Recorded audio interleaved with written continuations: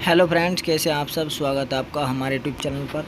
और दोस्तों, आज हमारा टॉपिक है राजा राम मोहन राय। आधुनिक भारत में महत्वपूर्ण टॉपिक है और यहाँ से बहुत सारे पर्सन बनते हैं और हम देखेंगे इस वीडियो में राजा राम मोहन राय से जो उसके जीवन से संबंधित महत्वपूर्ण पर्सन और जो उसने किया है, जितने भी उसके नाम हैं, जिस नाम से पुकारा जाता है, वे सभी पर्सन देखेंगे। तो देखिए दोस्तों, ये हमारा पहला भाग है आधुनिक भारत में राजा राम मोहन राय, और ये 19वीं सदी के धार्मिक और सामाजिक आंदोलन के करता है। ठीक है, तो इसमें आज हमारा टॉपिक राजा राम मोहन राय और उससे संबंधित महत्वपूर्ण पर्सन भाग 1। तो चलिए दोस्तों, शुरू करते हैं और देखते हैं पहला पर्सन। चलिए, पहला पर्सन है आधुनिक भारत का पिता किसे कहा जाता है। ठीक है दोस्तों, तो देखिए आधुनिक भारत का पिता किसे कहा जाता है। तो दोस्तों, हमारा पर्सन है, तो यहाँ पर देखिए आधुनिक भारत का पिता किसे कहा जाता है। ठीक है, तो देखिए राजा राम मोहन राय को आधुनिक भारत का पिता कहा जाता है। ठीक है, इनको बहुत सारी उपाधि दी गई है, बहुत सारे नाम दिए गए। चलिए देखेंगे अगले पर्सन में।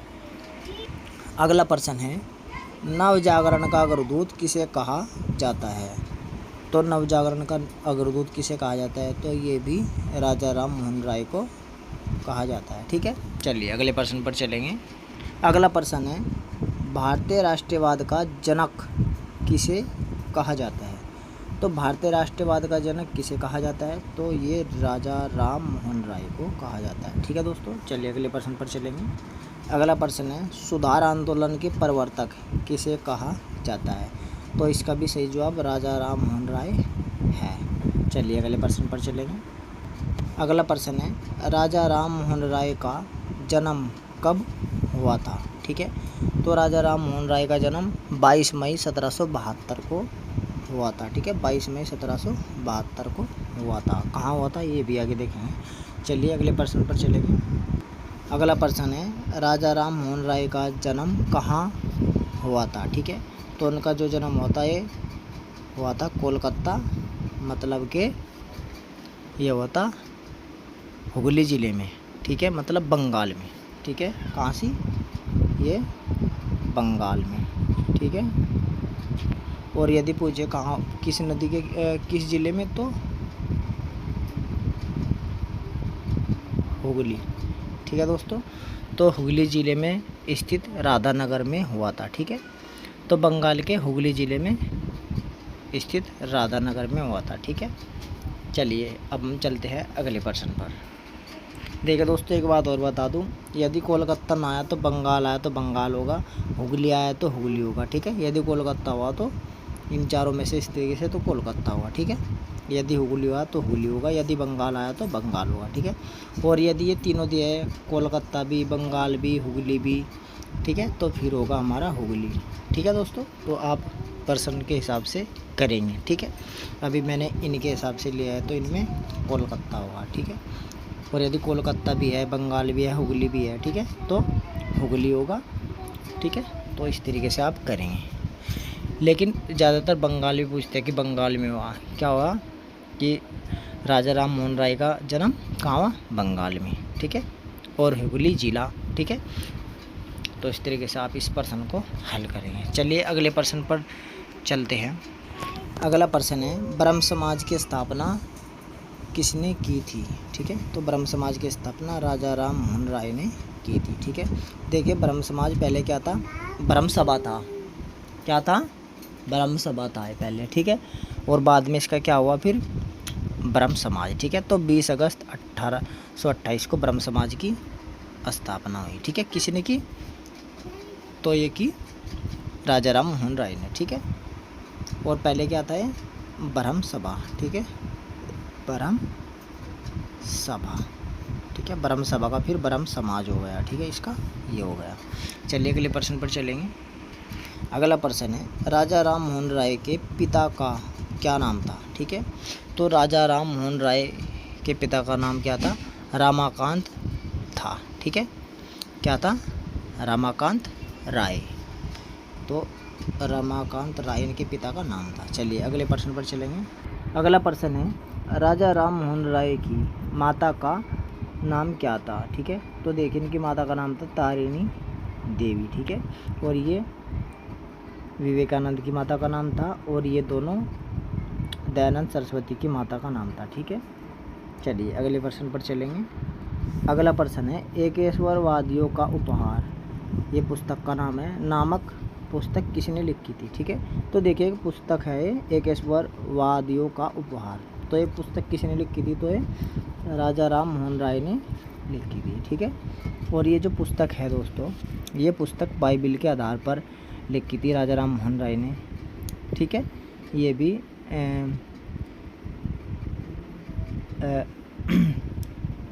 सॉरी ये गलती है, मैंने अभी बताया बाइबिल के आधार पर नहीं, बाइबिल के जो आधार पर लिखी थी वो प्रीसेप्ट्स ऑफ जीसस लिखी गई थी, ठीक है।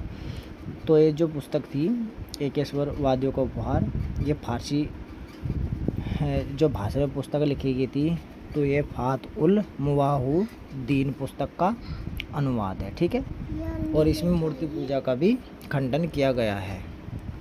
तो दोस्तों एकेश्वरवादियों का उपहार नामक पुस्तक किसने लिखी है, तो राजा राम मोहन राय ने, ठीक है। और जो इसका जो मूल रूप है वो फारसी भाषा में तुहफात-उल मुवाहिदीन है, ठीक है। और ये इसका अनुवाद है। चलिए चलते हैं अगले प्रश्न पर। अगला प्रश्न है आत्मीय सभा की स्थापना किसने की थी, ठीक है। तो राजा राम मोहन राय ने आत्मीय सभा की स्थापना की थी, ठीक है दोस्तों। तो 1814 में, कब, 1814 में आत्मीय सभा की स्थापना की थी राजा राम मोहन राय ने, ठीक है। और इसके सदस्य द्वारिकानाथ ठाकुर भी थे इसमें शामिल, ठीक है। चलिए अगले प्रश्न पर चलेंगे।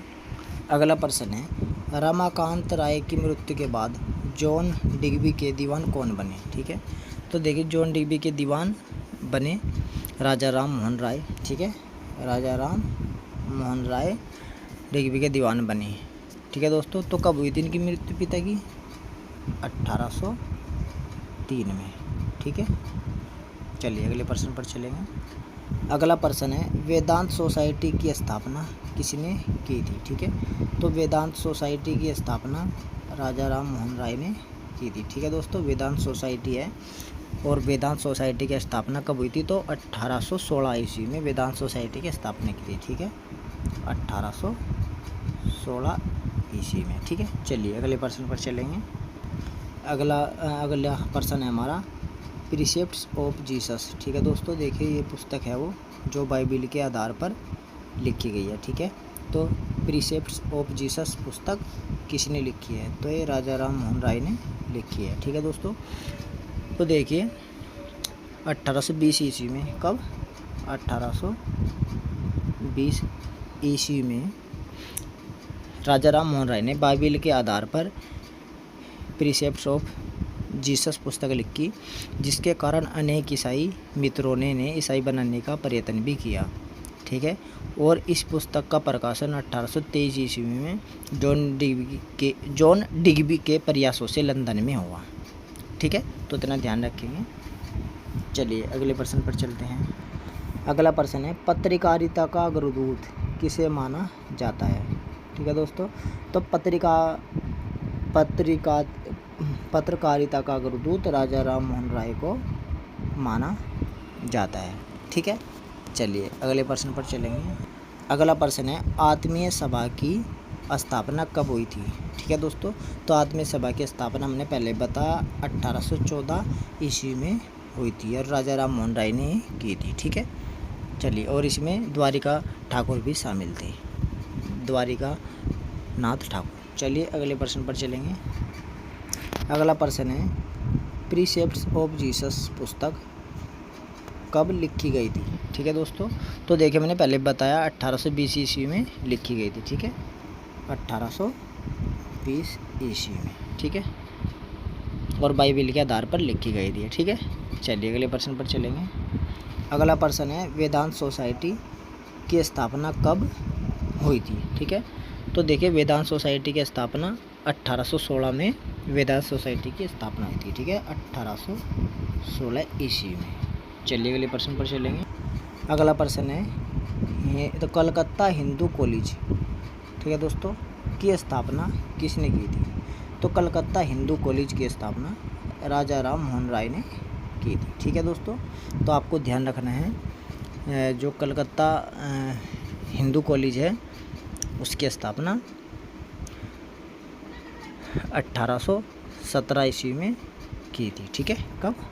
1817 ईस्वी में की थी राजा राम मोहन राय ने। एक बात और ध्यान रखना इसमें डेविड हेयर की सहायता ली थी। ठीक है दोस्तों, तो यहाँ पर ध्यान रखना इसमें जो स्त्री थी उसकी संपत्ति में उत्तराधिकार दिलाने का भी प्रयत्न किया इन्होंने उस टाइम, और इन्होंने तर्क बुद्धिवाद व मानववाद को सर्वाधिक महत्व दिया, जिसके लिए आधुनिक शिक्षा पर विशेष बल भी दिया। और जो डच डेविड हेयर की सहायता से इन्होंने 1817 में कोलकाता हिंदू कॉलेज की स्थापना की। ठीक है, और 1825 में वेदांत कॉलेज की। ठीक है, तो यहाँ पर ध्यान रखना 1817 में कलकत्ता हिंदू कॉलेज की स्थापना राजा राम मोहन राय ने की। चलिए अगले प्रश्न पर चलेंगे।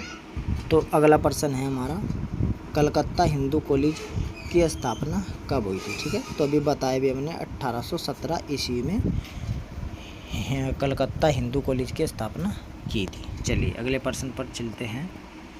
अगला प्रश्न है, किसने कलकत्ता यूनिटेरियन कमेटी, ठीक है दोस्तों, की स्थापना की थी? तो किसने कलकत्ता यूनिटेरियन कमेटी की स्थापना की थी? तो ये की थी राजा राम मोहन राय ने। ठीक है, राजा राम मोहन राय ने। और कब की थी? तो 1821 में। ठीक है दोस्तों, 1821 में कलकत्ता यूनिटेरियन कमेटी की स्थापना राजा राम मोहन राय ने की थी। चलिए अगले प्रश्न पर चलते हैं। अगला प्रश्न है, राजा राम मोहन राय ने कलकत्ता यूनिटेरियन कमेटी की स्थापना कब की थी? तो अभी हमने बताया भी 1821 में इस कलकत्ता यूनिटेरियन कमेटी की स्थापना की थी। ठीक है, चलिए अगले प्रश्न पर चलते हैं। अगला प्रश्न है, प्रीसेप्ट्स ऑफ जीसस, ठीक है, पुस्तक का नाम है। तो प्रीसेप्ट्स ऑफ जीसस पुस्तक का प्रकाशन कहाँ हुआ था? ठीक है, तो उसका प्रकाशन लंदन में हुआ था। ठीक है, और किसकी सहायता से? जॉन डिग्बी 1823 ईस्वी में। ठीक है, चलिए अगले प्रश्न पर चलते हैं। अगला प्रश्न है, राजा राम मोहन राय ने बाइबल के आधार पर कौन सी पुस्तक लिखी थी? ठीक है, तो देखिए हमने बार बार बताया है कौन सी पुस्तक लिखी थी राजा राम मोहन राय ने बाइबल के आधार पर। तो ये लिखी थी प्रीसेप्ट्स ऑफ जीसस। ठीक है दोस्तों, प्रीसेप्ट्स ऑफ जीसस पुस्तक इन्होंने बाइबल के आधार पर लिखी थी 1820 ईस्वी में। ठीक है, तो बाइबल के आधार पर प्रीसेप्ट्स ऑफ जीसस पुस्तक लिखी 1820 में। ठीक है, चलिए अगले प्रश्न पर चलते हैं। अगले प्रश्न पर चलते हैं और अगला प्रश्न है, प्रीसेप्ट्स ऑफ जीसस पुस्तक का प्रकाशन कब हुआ था? ठीक है दोस्तों, तो देखिए अब इसका प्रकाशन पूछा है प्रीसेप्ट्स ऑफ जीसस। ठीक है, तो देखिए 1820 ईस्वी में इस पुस्तक को लिखा गया, और इसका जो पुस्तक है इसका प्रकाशन 1823 ईस्वी में हुआ जॉन डिग्बी के प्रयासों से। ठीक है, कहाँ? लंदन में। तो 1823 ईस्वी में। ठीक है, और लिखा कब गया? 1820 ईस्वी में। चलिए अगले प्रश्न पर चलते हैं। अगला प्रश्न है, प्रीसेप्ट्स ऑफ जीसस पुस्तक का प्रकाशन किसकी सहायता से हुआ था? ठीक है, तो जॉन डिग्बी की सहायता से हुआ था। ठीक है दोस्तों, चलिए अगले प्रश्न पर चलते हैं। अगला प्रश्न है, तुहफ़ात उल मुवाहिदीन। ठीक है दोस्तों, तो तुहफ़ात उल मुवाहिदीन पुस्तक किसने लिखी थी? ठीक है, तो ये पुस्तक राजा राम मोहन राय ने लिखी थी। ठीक है, चलिए अगले प्रश्न पर चलते हैं, और ये फारसी भाषा में थी, ये ध्यान रखना। चलिए अगले प्रश्न को देखते हैं। अगला प्रश्न है, तुहफ़ात उल मुवाहिदीन पुस्तक किस भाषा में लिखी गई थी? ठीक है, तो ये फारसी भाषा में लिखी गई थी। ठीक है, चलिए अगले प्रश्न पर चलते हैं। अगला प्रश्न है, राजा राम मोहन राय ने किस पुस्तक में मूर्ति पूजा का खंडन, ठीक है दोस्तों, किया है? तो किस पुस्तक में राजा राम मोहन राय ने मूर्ति पूजा का खंडन किया है? तो दोस्तों ये महत्वपूर्ण है, तो यह है यहाँ पर इसमें और इसमें, ठीक है। तो उपयुक्त 1 और 2 दोनों। अब देखिए यहाँ पर ये मूल पुस्तक है जो फारसी भाषा में लिखी गई है और ये इसका अनुवाद है, ठीक है। एक असवरवादियों का उपवाद, तो ये दोनों एक ही पुस्तक, ये ध्यान रखना, ठीक है। चलिए अगले प्रश्न पर चलते हैं। अगला प्रश्न है अद्वैतवादी हिंदुओं की संस्था, ठीक है दोस्तों। तो अद्वैतवादी हिंदुओं की संस्था किसे कहा जाता था, ठीक है। तो अद्वैतवादी जो हिंदुओं की संस्था थी वो ब्रह्म समाज को कहा जाता था, ठीक है। किसे? ब्रह्म समाज, ठीक है दोस्तों। तो देखिए दोस्तों, ये महत्वपूर्ण प्रश्न थे राजा राम मोहन राय से संबंधित। ये पहला भाग था, और दूसरे भाग में भी हम बहुत ही महत्वपूर्ण प्रश्न देखेंगे। तो दोस्तों तब तक के लिए नमस्कार, धन्यवाद। फिर मिलते हैं आपसे अगले भाग में, तब तक के लिए नमस्कार, जय हिंद।